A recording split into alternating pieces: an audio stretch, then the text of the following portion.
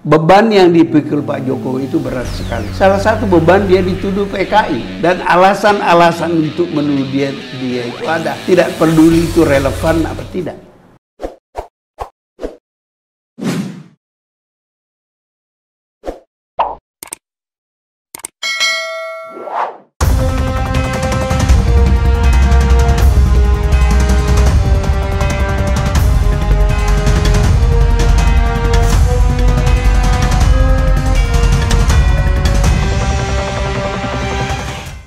Nah, sekarang kita bicara konteks zaman sekarang. Kalau kita bicara konteks zaman sekarang, maka yang lagi rame ini namanya GN, Gatot Nurmantio. Iya, iya. Jadi Gatot Nurmantio itu ngotot sekali mengatakan bahwa komunisme gaya baru itu sedang bangkit. Jadi komunisme bangkit dengan gaya baru. Saya ingin memulai dulu dari pernyataan itu, Prof. Salim. Ya, begini. Pendapat Prof. Salim bagaimana? Ya, itu kan tergantung tafsiran orang. Apakah kebangkitan itu ditafsirkan dari pernyataan Dr. Ripka Ciptaning? Ya, saya bangga Sebagai anak PKI dan mengakui dua hal penting. Dia mengakui dia pejabat penting di PDIP di Bandung, Jawa Barat. Dan mengakui bahwa banyak anak PKI yang ada di PDIP. Ada di PDIP. Dia tidak mengancam apa-apa. Jadi ancaman itu. Dan PDIP adalah the ruling party, partai pemenang. Ya, nanti kita bisa menghubungkan dengan Jokowi. Ya. Jadi Ripka Ciptaning itu tidak mengancam apa-apa. Dia cuma mengatakan saya bangga sebagai anak PKI dan di dalam PDIP banyak anak PKI dan dia adalah tokoh PDIP di Jawa Barat. Itu ditafsirkan orang atau bisa ditafsirkan orang bahwa PDIP itu menjadi rumahnya anak-anak PKI. Itu satu tafsiran. Tafsiran kedua artinya PDIP menganggap PKI itu nggak apa-apa. Tapi orang luar punya tafsiran lain. Apa tafsiran orang itu? PKI ada di dalam kekuasaan. Dan kalau mempelajari sejarah menjelang Gestapo, yang mana sudah Nasakom, itu PKI pintar bersembunyi di dalam kekuasaan dan menggunakan tangan kekuasaan untuk kepentingan PKI. Saya ingat betul tahun 64 manifest kebudayaan Manikebu kata PKI itu dibubarkan dan sumber-sumber kami waktu itu teman-teman itu konsep pembubaran dari Nyoto. Nyoto itu dekat sekali pada Bung Karno. Nyoto ini adalah seorang intelektual dan Bung Karno kan suka orang cerdas. Ya. Dan Bung Karno melihat suka bikin pidato Bung Karno juga. Ya, dia penulis pidato Bung Karno. Ya. Dan Bung Karno melihat bahwa Nyoto itu perlahan-lahan menjauh dari Aidit, dari PKI. Ada macam-macam penjelasan. Salah satu penjelasan, Nyoto itu ternyata punya pacar di Moskow namanya Rita, orang Yahudi. Jadi bagi PKI itu nggak boleh mengkhianati istri. Itu rule-nya PKI itu dipegang ketat oleh mereka. Nah, jadi Aidit tidak senang kepada Nyoto, Soekarno memanfaatkan. Jadi artinya Nyoto sebagai orang komunis yang menganggap manifest kebudayaan itu anti komunis, itu Manikebu harus dihancurkan. Keputusan dibikin konsiderannya oleh Nyoto ditandatangani Bung Karno. Itu saya ingat betul karena setelah pelarangan itu orang-orang Manikebu itu manifest kebudayaan itu terkejut. Mereka dituduh kontra revolusi. Mereka cari info dan mereka kan banyak dekat dengan tentara. Sebab tentara kan membantu orang-orang yang tidak komunis melawan komunis. Mereka dapat informasi itu. Dan menurut saya logis sekali. Nah, itu adalah model bagaimana orang komunis di dalam kekuasaan menggunakan tangan-tangan kekuasaan untuk kepentingan interest PKI komunis gitu. Dan itu pada era sekarang justified apa yang dicurigain. Begini, kan kita tidak punya belum punya bukti begitu. Tapi kan orang punya ingatan. Artinya ada track record. Ada track record. Ada lagi harus ditambahkan. Setelah Gestapo, Orde Baru itu mendapat dukungan mahasiswa. Saya masih ingat saya aktivis waktu itu dan mendorong-dorong, lama-lama capek lihat Pak Harto sabar menghadapi Bung Karno. Perlahan-lahan, step by step. Orang-orang tokoh-tokoh mahasiswa ini harus dipelajari sejarahnya. Mereka itu adalah kebanyakan anak-anak Masyumi, anak-anak PSI, dan orang-orang Katolik yang sangat anti komunis. Mereka menggunakan hubungan itu. Mungkin Anda pernah baca hubungan baik antara mahasiswa Katolik dengan CSIS, ya. Dan di tempat-tempat lain anak-anak Masyumi itu PSI banyak Mereka banyak berhubungan, memberi info, memberi counsel, dorongan, mau bertindak gitu. Kalau PKI dapat kesempatan yang sama, berada di dalam pemerintahan, apakah mereka bodoh tidak melakukan itu? Jadi orang-orang yang punya ingatan masa lalu curiga, ketakutan bahwa PKI, anak-anak PKI itu bisa menggunakan kesempatan itu. Tapi ini tidak berarti, ini harus saya tekankan, PKI akan bangkit kembali. Nah, itu sebabnya saya dari awal berkoar-koar saya di TV. Komunisme itu sudah bangkrut. Itu kan organisasi gerakan internasional. Kalau di Uni Soviet saja mereka berkuasa 70 tahun, bubar. Cina berubah dengan satu ucapan Deng Xiaoping yang terkenal. Yang penting kucing berkulit putih atau hitam, yang penting bisa nangkep tikus. Itu kan sudah meninggalkan ideologi komunis. Kenapa di Cina tidak dibubarkan Partai Komunis? Nah, orang Cina ini pinter. Belajar dari Uni Soviet. Karena dibubarkan Partai Komunis di Uni Soviet, Rusia tidak punya alat mengontrol masyarakat. Jadi terjadi pergolakan terus kan. Di Cina tidak. Partai Komunis Cina itu ada, dan itu adalah aparat dari kekuasaan mengontrol rakyat Cina. Sebenarnya bukan ideologinya lagi ya? Bukan ideologi. Karena memang kalau kita ke Cina itu tidak seperti tahun awal-awal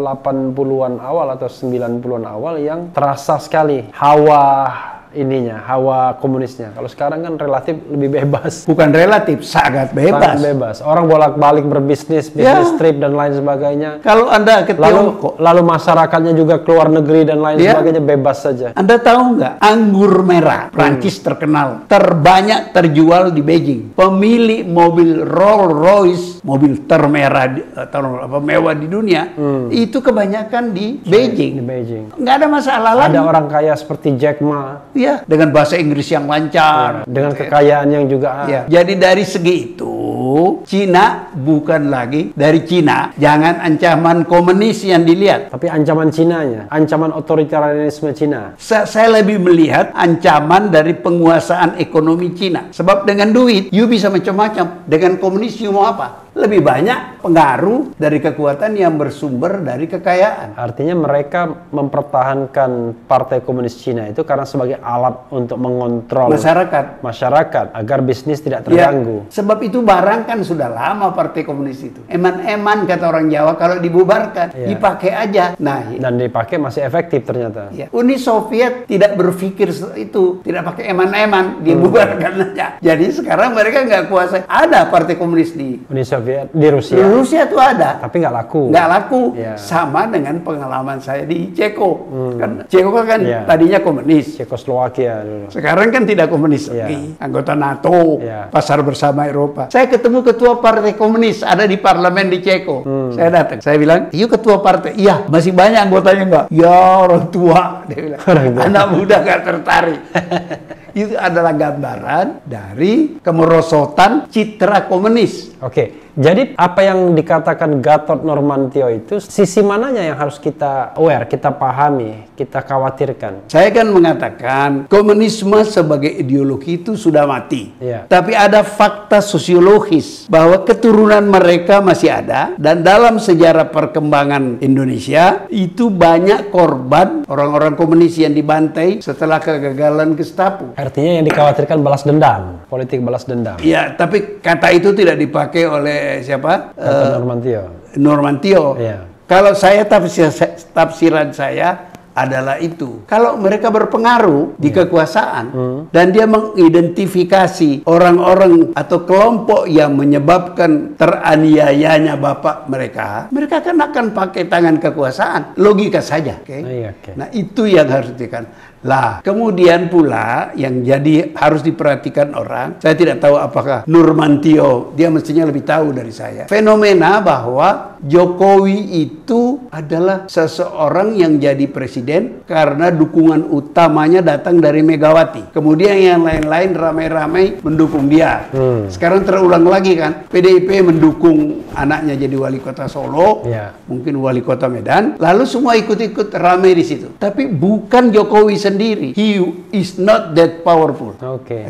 Because he is not that powerful, maka dia gampang dipengaruhi oleh kekuatan-kekuatan yang ada di dalam PDIP. Nah, yang mungkin juga ada ex anak PKI gitu ya? Bukan mungkin, sudah diakui oleh Ripka Ciptani. Dia pakai apa tidak pengaruh banyak anak-anak PKI itu pandai-pandai dia lah. Logikanya kan dia pakai. Kalau dia nggak pakai itu dia bodoh sendiri. Sebagai contoh, Prof, misalnya kan terkesan pemerintahan Jokowi ini sangat alergi sama kanan, gerakan kanan. Maka muncullah idiom ya kan, radikalisme, macam-macam dan bahkan ejekan seperti kadrun dan lain sebagainya. Kalau kita kaitkan dengan tadi ada orang-orang yang anak PKI dalam inner circle kekuasaan yang berusaha mempengaruhi, kan secara ideologis pasti mereka tidak suka dengan yang kanan kan? Artinya mereka mau singkirkan yang kanan. Begini, agak panjang cerita. I'll try to make it short. Iya. Begini ya. Jokowi itu menurut saya nggak percaya dia itu PKI, komunis. Oke,